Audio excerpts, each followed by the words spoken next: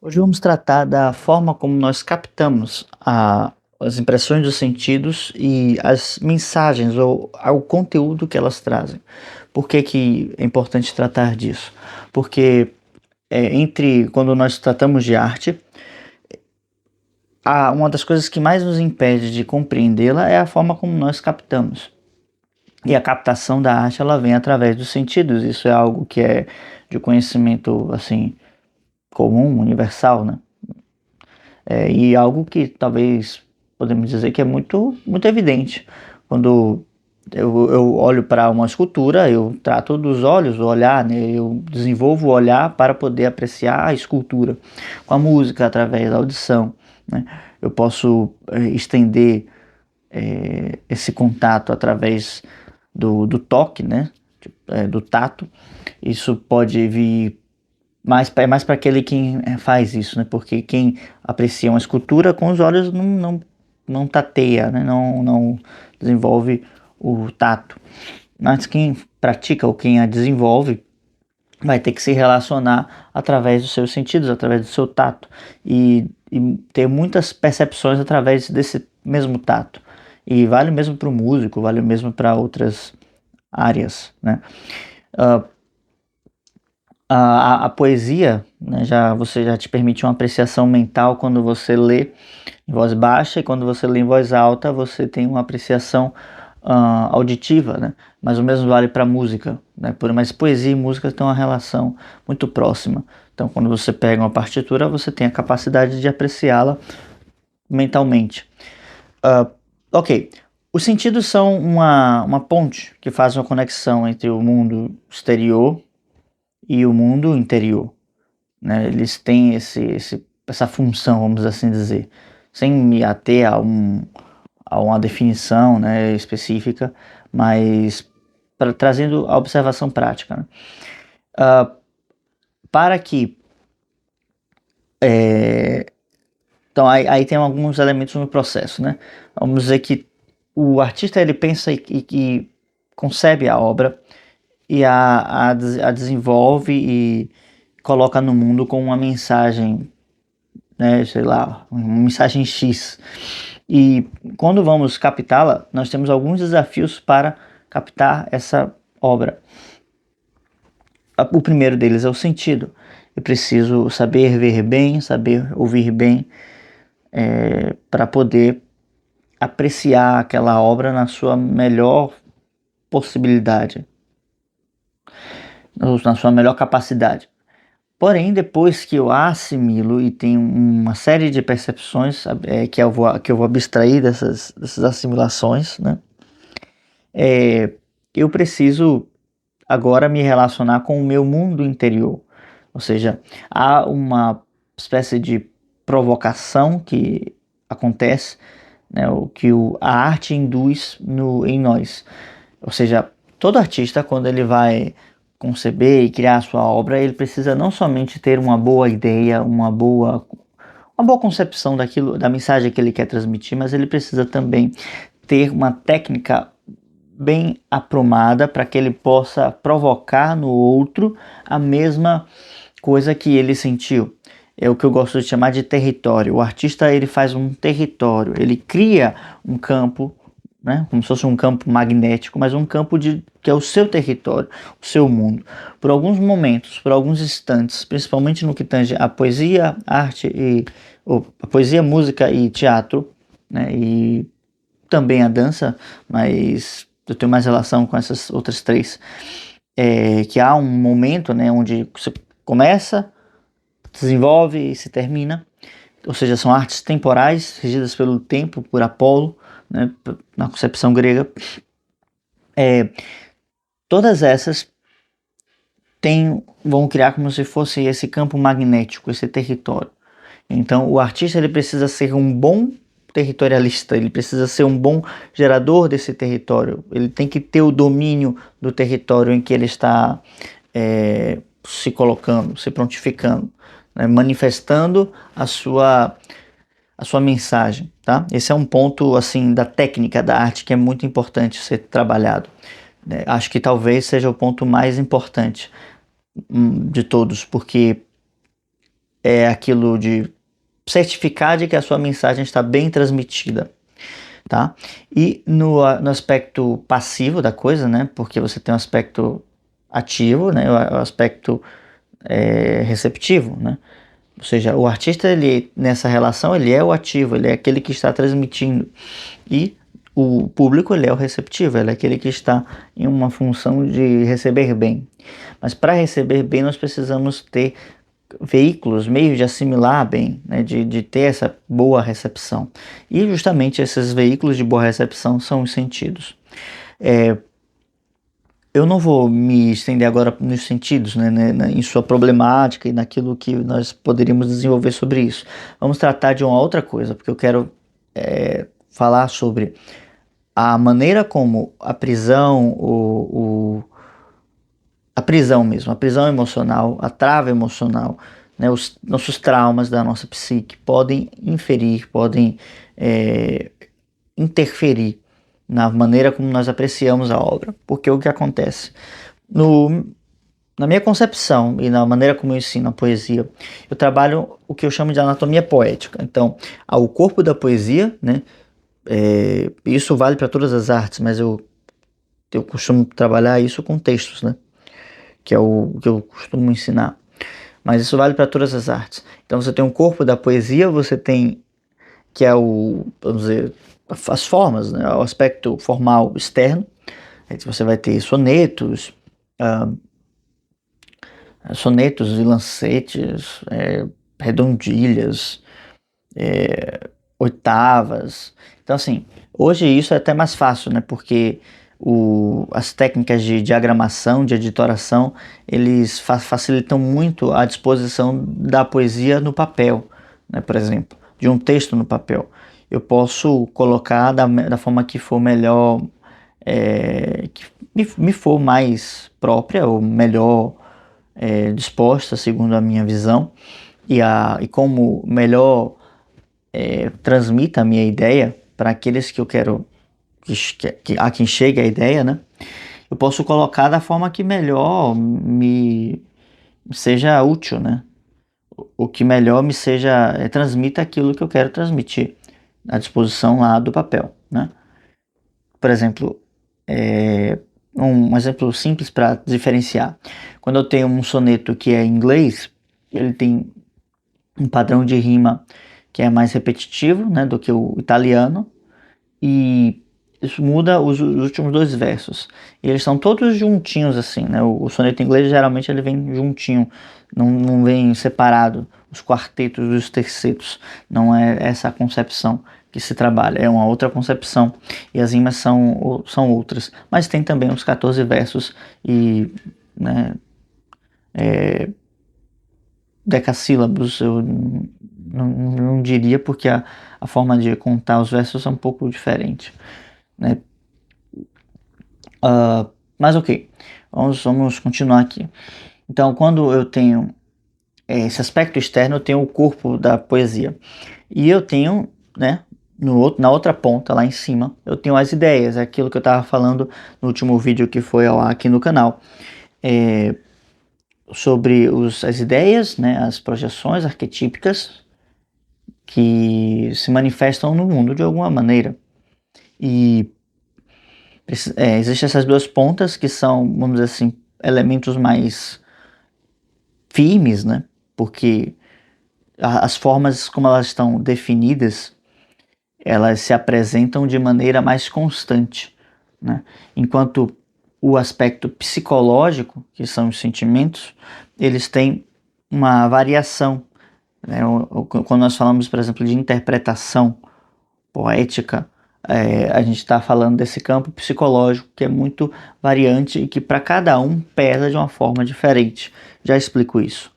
Mas vamos lá dar deixa eu pegar uma poesia qualquer aqui de Cruz de Souza para ver se eu consigo trazer um exemplo. Tem aqui, enclausurada. Vou pegar só um verso aqui. Ele coloca aqui: ó monja dos estranhos sacrifícios, meu amor imortal, ave de garras, e asas gloriosas, triunfais, bizarras, alquebradas ao peso dos cilícios. Então, vamos fazer uma ideia aqui. Isso aqui é um soneto, né? Então tem dois quartetos e dois tercetos. E quando vamos lê-lo, né? Às vezes as pessoas vão ter relações diferentes de acordo com a sua história, a sua experiência de vida. Porém, vamos pular essa experiência, vou deixar essa experiência pessoal para o final, tá?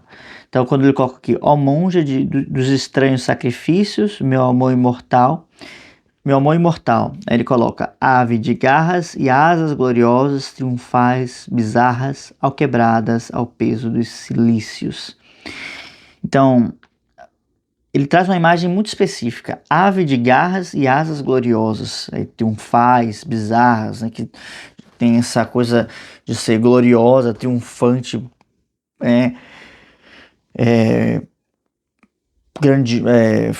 grandiosa, já falei, né, mas magnânima e ao mesmo tempo assustadora, né, que tem uma força, e alquebradas ao peso dos cilícios. Eu imagino que esse peso dos cilícios tem alguma coisa a ver com areia, não sei, mas vamos dizer que tem a ver com areia, só para poder ter essa referência, né? Porque esses silícios para mim ficou meio vago em termos da palavra específica, né? E como a areia é feita de silício, a gente sabe, a areia possui silício, né, sua composição, a gente sabe que podemos fazer essas relações. Mas vamos lá. Então ele coloca explicitamente aqui uma ave de garras. Então, independente do que eu sinta na leitura ou da forma da poesia, essa ave de garras ela está lá. Ela tem a sua, vamos dizer assim, o seu peso específico.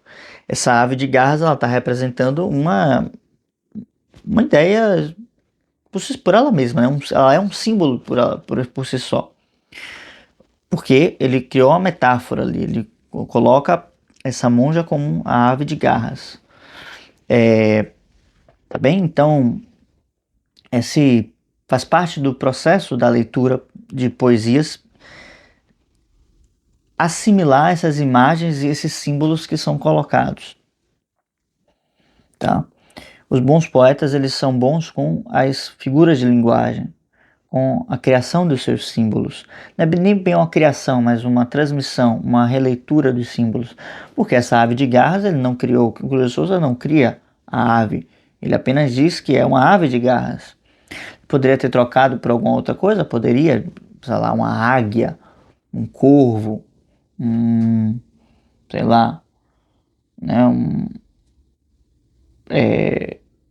assum preto, enfim, uma ave, né, que tenha garras ou não, mas ele poderia ter trazido esse elemento, né, um que voa. O que ele quer trazer? Uma imagem alada e que passe essa ideia de realeza e de imponência, tá? Mas aí vem, por exemplo, os nossos elementos pessoais.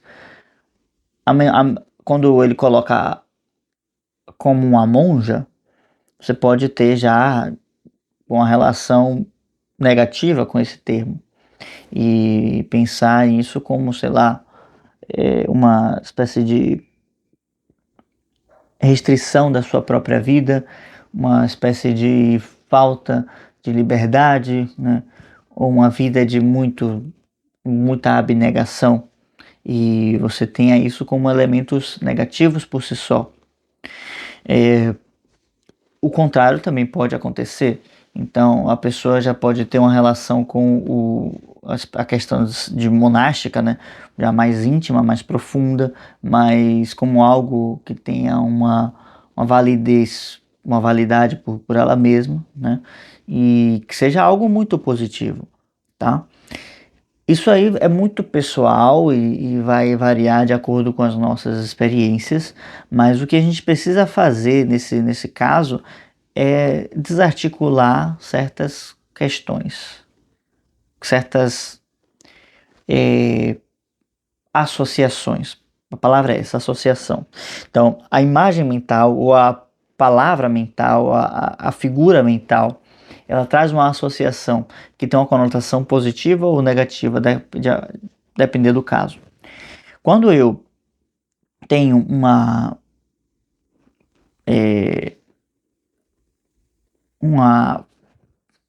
fala, ou uma fala não, uma experiência sensorial, isso se dá da mesma forma. Então, eu posso ter uma relação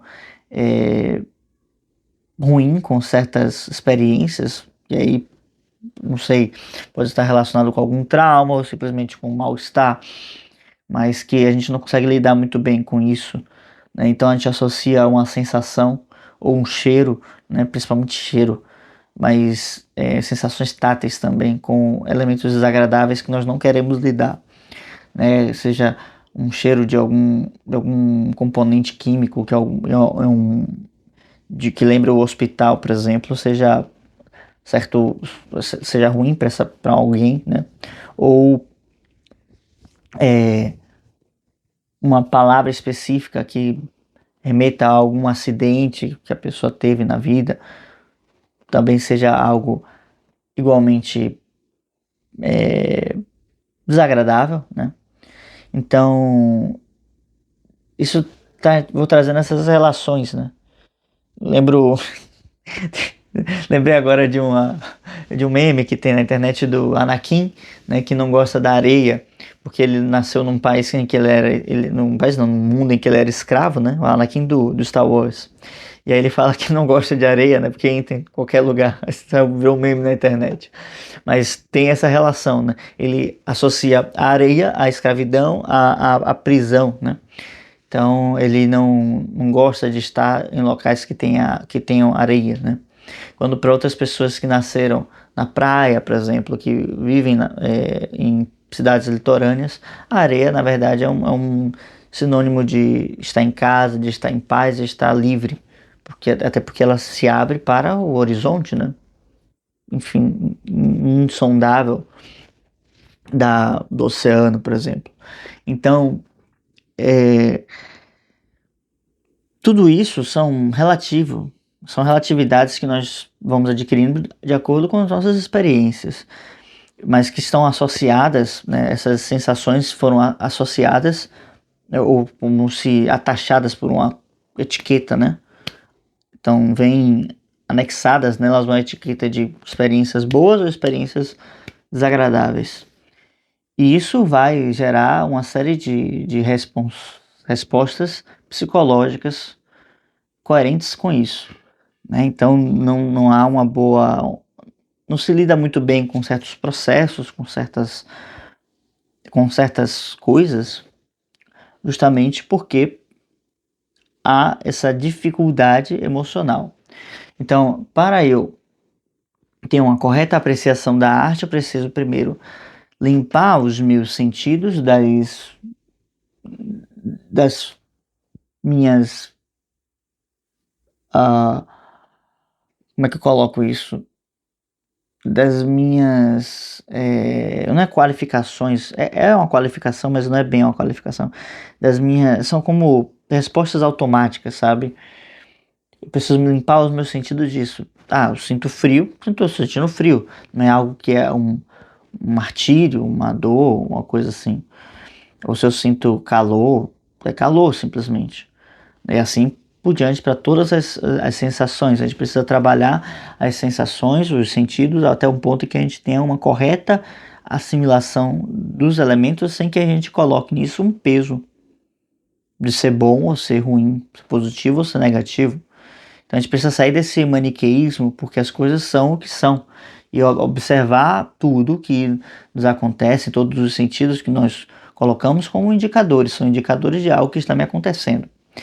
E isso vai gerar uma relação mais saudável com os aspectos emocionais disso. Porque uma vez que eu não estiver mais me relacionando com os sentidos dessa forma pejorativa, né, eu vou, então, aprendendo a lê-los de forma mais madura, mais inteira, né?